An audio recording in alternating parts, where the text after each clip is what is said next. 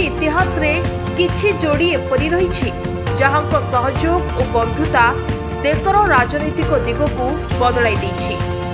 सेही जोड़ी मानक मध्यरु प्रथमे आसे अटल बिहारी वाजपेयी एवं लाल कृष्ण आडवाणी नाम।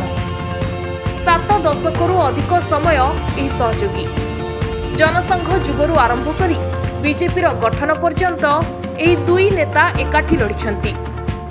आ जदि आजिर राजनीति कथा कहबा सामना को आसी जाए नरेंद्र मोदी एवं अमित शाह को जोड़ी। एही दुई जोड़ी मध्यरे अनेक सामंजस्य एवं भिन्नता रही, किंतु उभय देशर राजनीति को एक नुआ दिग देखाइछंती। 1998 रे अटल बिहारी वाजपेयी थिले प्रधानमंत्री और लाल कृष्ण आडवाणी थिले गृहमंत्री। एबे सेही भूमिका रे रहिछंती नरेंद्र मोदी एवं अमित शाह। देश जेमिति दुई जन शक्तिशाली नेतृत्व को बारंबार बाछुछि। से दिन थिला 23 मई 2019 बीजेपी बड़ विजय पाइथिला आ देशवासी मोदी को विपुल संख्या रे भोट देथिले।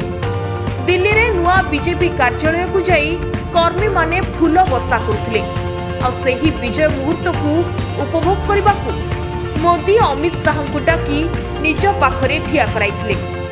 दुहे एकाठी फूल वर्षारे भिजिथिले। यह देखाइथिला जे शाह मोदींकर सबुठारु निकटतम साथी एवं समान शक्तिशाली अंशीदार। एही दृश्य भारतर राजनीति रे एक लंबा धारा को मने पकाई देथिला। 1999 आरंभ करी भारत दुई जन नेतांकर मिश्रित शासन को देखुछि।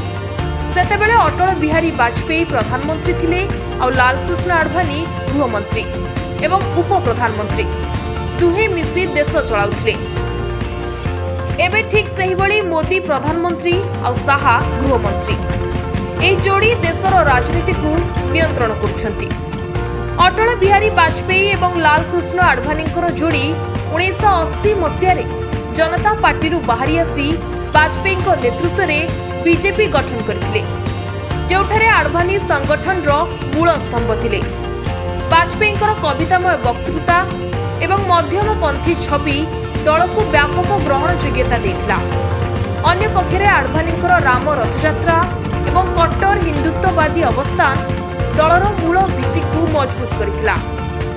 एही जोड़ीर सहयोग रे बीजेपी 1984 रे मात्र 2टी आसनरू 1999 रे पूर्ण मेजोरिटी सह केंद्र रे सरकार गठन कर पारिथिला। वाजपेयी प्रधानमंत्री भावे गठबंधन धर्म पालन करी देश को नेतृत्व देथिले। आडवाणी उप प्रधानमंत्री एवं गृहमंत्री भावे दलर आदर्श को जीवंत रखिथिले। एमानक मध्यरे भिन्नता थिला। वाजपेयी अधिक उदारवादी एवं आडवाणी कट्टर, किंतु एही भिन्नता दल को संतुलन देथिला। पोखरान परमाणु परीक्षा, कारगिल युद्ध एवं गोल्डन क्वाड्रिलेटराल प्रोजेक्ट भली कार्य एही जोड़ीर सफलतार उदाहरण। सेबळे आजिर जुगरे नरेंद्र मोदी एवं अमित शाह को जोड़ी बीजेपी को अभूतपूर्व उच्चता को नेछि। गुजरात आरंभ होइतिबा एही बंधुता राष्ट्रीय स्तर रे दलर विस्तार रे मुख्य भूमिका निर्वाह करछि। मोदी को करिश्मा एवं विकासमूलक छवि सह शाहଙ୍କ संगठनात्मक कौशल एवं निर्वाचनी रणनीति मिसी बीजेपी को एक अजय शक्ति रे परिणत करछि। 2014 एवं 2019 रे पूर्ण बहुमत सह सरकार गठन, अनुच्छेद 370 विलोप, राम मंदिर निर्माण एवं नागरिकत्व संशोधन आईन भली निष्पत्ति एही जोड़ीर दूरदृष्टिर प्रमाण। मोदी प्रधानमंत्री भावे विश्व मंचरे भारतर प्रतिष्ठा बढ़ाइछंती। शाह गृहमंत्री एवं दलर सभापति भावे संगठन को मजबूत करी निर्वाचनी विजय निश्चित करिछंती। एमानक मध्यरे भिन्नता कम, उभय एका आदर्श एवं रणनीति रे विश्वास करती, जहा दल को अधिक एकाग्र करछि। जेमिति अटल आडवाणी जोड़ी बीजेपी रो भित्ति स्थापन करथिले, सेमिति मोदी शाह जोड़ी ताको शिखर को नैछंती। एही जोड़ी माने प्रमाण करछंती जे राजनीति रे व्यक्तिगत बंधुता एवं सहयोग किपरि देशर भाग्य बदलाई दै पारे।